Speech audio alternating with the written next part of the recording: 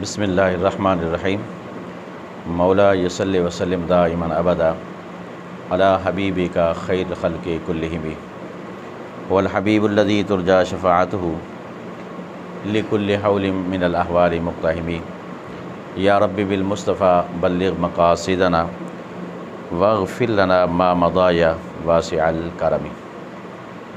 سامعین و ناظرین، اللہ پاک کی عطا کردہ توفیق اور مہربانی سے آج ہم سلسلہ نحمیر کے اندر سبق نمبر 17 پڑھیں گے۔ کتاب کے اندر جو اسباق کی تعداد ہے، کیونکہ یہ اسباق کچھ بڑے بڑے ہیں اور ہم نے تھوڑا تھوڑا کر کے اس کو پڑھا ہے، اس اعتبار سے سبق نمبر 4 ہے۔ ہمارے پاس جو کتاب موجود ہے داخل درس ہے، اس کا صفحہ نمبر 43 ہے، اور آج کے سبق کے اندر ہم تعریف و تنکیر کے اعتبار سے اسم کی اقسام پڑھیں گے۔ میں نے اس سے پہلے بھی ایک سبق کے اندر بتایا تھا کہ اگر ہم سے کوئی سوال کرتا ہے اسم کی کتنی قسمیں ہیں، تو سب سے پہلے تو ہمیں یہ پوچھنا ہوگا کہ اسم کی اقسام کس اعتبار سے، کیونکہ اسم کی اقسام تعریف و تنکیر کے اعتبار سے بھی ہوتی ہیں، اور اسی طرح جنس کے اعتبار سے بھی اقسام ہوتی ہیں، تعداد کے اعتبار سے بھی اسم کی اقسام ہوتی ہیں۔ تو جب تک اعتبارات کا پتہ نہیں چلے گا تو اس وقت تک ہم اس کا صحیح جواب نہیں دے پائیں گے۔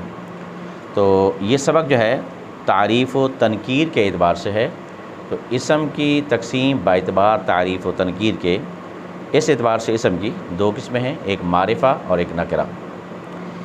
اس معرفہ کی تعریف وہ اسم جو کسی معین چیز کے لیے وضع کیا گیا ہو، اور نکرہ چونکہ اس کی ضد ہے، تو جب معرفہ کی تعریف حاصل ہو جاتی ہے تو رفع الاشیاء بازدادها کے تحت اس میں نکرہ کی تعریف خود بخود حاصل ہو جاتی ہے۔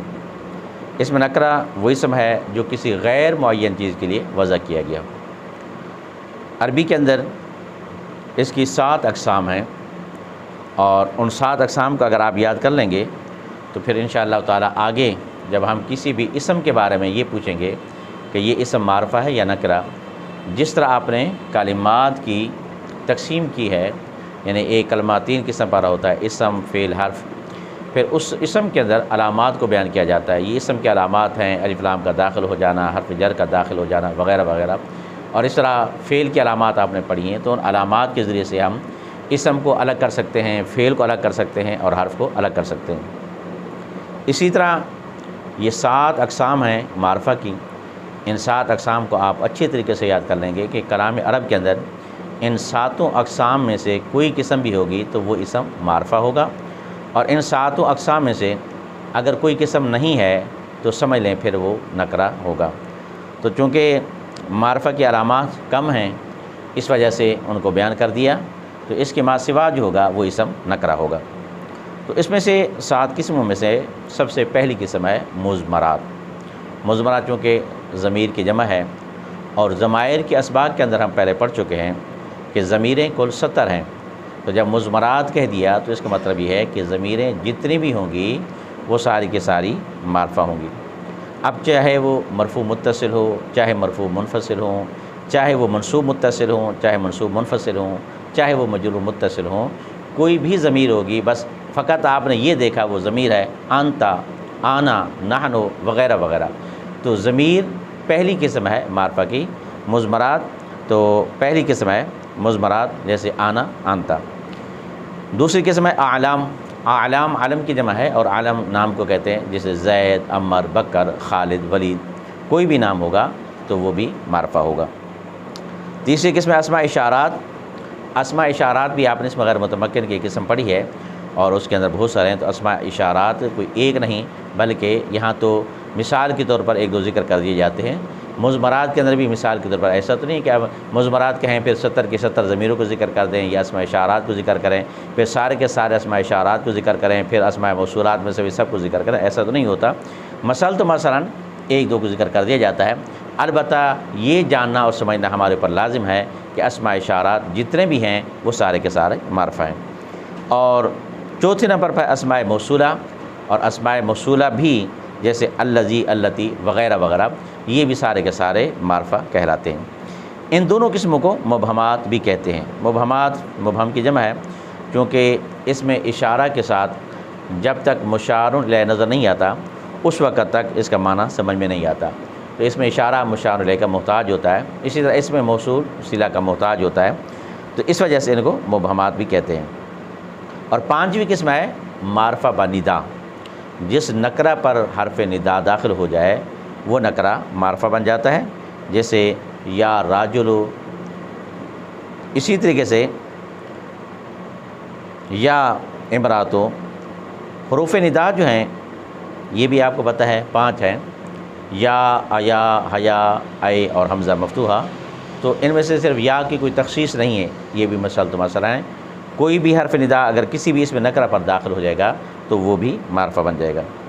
اور ایک ہے معرب باللام، چھٹی قسم، جس اسم پر الف لام داخل ہوگا، ایک تو وہ اسم کی علامت بھی ہے اور ساتھ ساتھ وہ الف لام کا داخل ہونا اس اسم کو معرفہ بھی بنا دیتا ہے۔ اور ساتویں اور آخری قسم ہے وہ اسم جو ان میں سے کسی ایک کی طرف مضاف ہو، جس طرح کہ ایک مشہور قاعدہ عام بیان کیا جاتا ہے کہ اگر کسی نکرہ کی اضافت معرفہ کی طرف ہو جائے تو وہ نکرہ نہیں رہتا بلکہ وہ بھی معرفہ بن جاتا ہے۔ اسی طریقے سے جو آپ نے معرفہ بندا کے علاوہ بقیہ جو آپ نے 6 قسمیں پڑھی ہیں، اس کے علاوہ 5 قسمیں، تو ان میں سے کسی ایک کی طرف بھی جو اسم مضاف ہوگا تو وہ بھی معرفہ بن جائے گا۔ مثال کے طور پر جیسے کہ لفظ ہے، پہلے دیکھ رہے ہیں، ضمیر لے لیں، ضمیر کی طرف اگر کوئی اسم مضاف ہو جاتا ہے تو وہ اسم بھی معرفہ بن جاتا ہے۔ مثال کے طور پر ایک لفظ ہے غلامن، اگر ہم غلامن پڑھتے ہیں تو اس غلام کا معنی ہوتا ہے کوئی بھی غلام، وہ چاہے زید کا ہو، عمر کا ہو، بکر کا ہو، خالد کا ہو، ولید کا ہو۔ لیکن اگر یہ کہہ دیں غلامی، تو یہاں پر غلام کو ہم نے یا ضمیر کی طرف مضاف کر دیا تو اب یہ غلام بھی معرفہ بن جاتا ہے۔ اس طرح زید، عمر، بکر یہ اعلام ہیں، تو یہ چونکہ خود معرفہ ہیں، اگر ان کی طرف اگر کوئی مضاف ہو جاتا ہے کلمہ تو وہ کلمہ بھی نکرہ ہونے کے باوجود اب وہ معرفہ بن جاتا ہے، جیسے غلام زیدن، غلام عمرن۔ اس طرح اسماء اشارات ہیں، غلام ھذا، اسماء موصول ہیں، غلام الذی۔ اسی طرح معرب باللام کی طرف جیسے غلام الرجل، الراجل چونکہ معرفہ ہے الف لام کی وجہ سے، اگر اس پر مضاف آ جائے، کیونکہ مضاف پر الف لام داخل نہیں ہوتا، مضاف الیہ پر الف لام داخل ہو سکتا ہے، غلام الرجل، تو لہٰذا یہ 7 قسمیں آپ اچھے طریقے سے یاد کر لیں گے، تو پھر ہم کلام عرب کے اندر جب یہ دیکھنا چاہیں گے کہ یہ اسم معرفہ ہے نکرہ تو ان علامات کے ذریعے سے پہچان کر لیں گے۔ اور مثالیں دی ہیں کتاب کے اندر، جیسے غلامہ، غلام زید، غلام ھذا، غلام الذی عندی، غلام الرجل۔ اور اسم نکرہ کی تعریف وہ اسم جو کسی غیر معین شے کے لیے وضع کیا گیا ہو، جیسے راجل فرس، راجل مرد کو کہتے ہیں، تو کوئی بھی مرد ہو، ہر ایک مرد کو آپ راجل کہہ سکتے ہیں، لیکن ہر ایک انسان کو آپ زید نہیں کہہ سکتے، ہر ایک کو آپ بکر نہیں کہہ سکتے۔ اگر زید بھی متعدد ہوتے ہیں تو وہ ان کی وضع بھی الگ الگ ہوتی ہے، یعنی ہر ایک کے والدین ان کے نام الگ الگ رکھتے ہیں۔ تو ایسا کبھی نہیں ہوگا، آپ نے کبھی نہیں دیکھا ہوگا کہ ایک ہی گھر کے اندر ایک ہی بچے کا نام زید، پھر اس کا دوسرا بھائی اس کا نام بھی زید، پھر تیسرا بھائی اس کا نام بھی زید، ایسا نہیں ہوتا۔ ہاں البتہ ایسا بھی ہو جاتا ہے کہ اگر ایک بچہ فوت ہو جاتا ہے، اس کا نام زید تھا تو اس کی یاد کے لیے پھر دوسرا نام زید رکھ دیا جاتا ہے، یہ معاملہ الگ ہے۔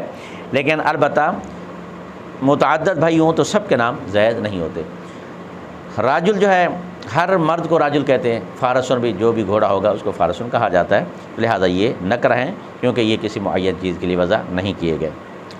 آگے اس کے سوالات ہیں، تعریف و تنکیر کے اعتبار سے اسم کے اقسام اور ان کی تعریفات بیان کریں۔ اس معرفہ کے اقسام مع امثلہ کتاب کے اندر بھی موجود ہیں۔ اب سوال نمبر 3 ہے معرفہ و نکرہ الگ الگ کریں۔ اب میں نے آپ کو ابتدا میں بتایا، پھر بھی ایک مرتبہ دہرا دیتا ہوں، اگر آپ کو اسم کی علامات صحیح معنوں میں یاد ہیں تو آپ ہر کلمے میں سے جو اسم ہوگا اس کو لازمی طور پر آپ علیحدہ کر سکتے ہیں۔ فعل کی علامات اگر آپ کو یاد ہیں تو ان علامات کے ذریعے سے افعال کو بھی علیحدہ کر سکتے ہیں۔ اسی طریقے سے اگر معرفہ کی جو اقسام آپ نے ساتھ پڑھی ہیں، اگر جس کو یہ یاد ہو جائیں گی تو ان علامات کے ذریعے سے وہ معرفہ کو بھی الگ کر لے گا۔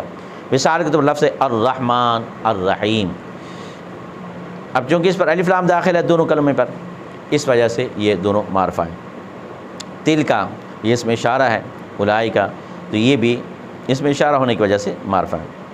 یا رسول اللہ صلی اللہ علیہ وسلم، اب چونکہ لفظ یا داخل ہے اور اس وجہ سے یہ معرفہ ہے۔ المدینہ، اس پر بھی الف لام داخل ہے، اس وجہ سے یہ بھی معرفہ ہے۔ ربنا، ربن یہ لفظ نکرہ تھا، نا ضمیر کی طرف اس کی اضافت ہوئی تو یہ معرفہ بن گیا۔ رب العالمین، یہاں بھی ربن، اب یہاں اس کی اضافت ہوئی العالمین کی طرف، چونکہ العالمین الف لام کے داخل ہونے کی وجہ سے معرفہ ہے، لہذا یہ بھی معرفہ ہوگا۔ انسان، اب انسان، امرات دراجۃ تفاح، انسان کو کہتے ہیں، امرات عورت کو، دراجۃ مرغی کو، تفاح سیب کو کہتے ہیں۔ لیکن چونکہ ان چاروں کلمات کے اندر اگر ہم دیکھیں تو معرفہ کی علامات میں سے کوئی علامت اس کے اندر نظر نہیں آتی، تو اس وجہ سے یہ چاروں کلمات نکرہ کہلاتے ہیں۔ تو اس اعتبار سے آج ہمارا کتاب کے اعتبار سے سبق نمبر ہمارا 4 بنتا ہے، ویسے ہمارے اسباق پڑھنے کے اعتبار سے سبق نمبر 17 ہیں۔ اللہ پاک ہم سب کو اسے یاد کرنے کی توفیق عطا فرمائے۔